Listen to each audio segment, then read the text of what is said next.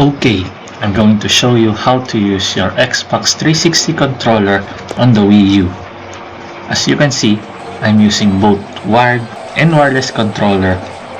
To see how this works, stay tuned.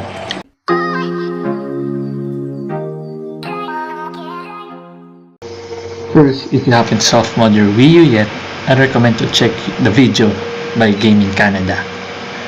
Please check this video since this is very related. And if you have another USB controller, I recommend you to watch this video.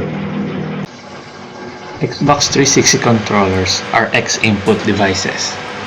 Since we need D input devices to work on the Wii U, we need to use adapter.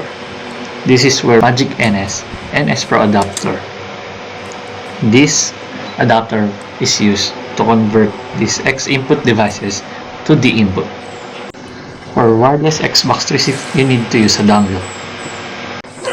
So I plugged the dongle at the back of the Magic NS adapter.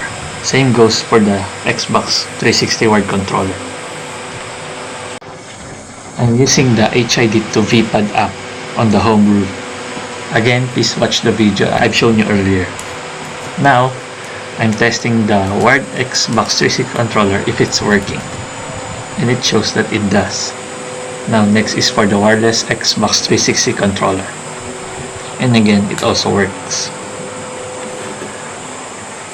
Now, all you need to do is to press the plus button to apply the patches.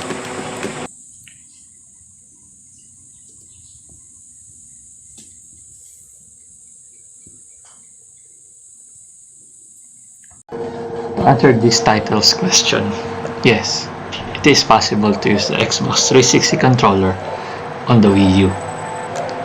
Again and again, please watch my video on how to use the Magic NS Pro adapter to work on the Wii U.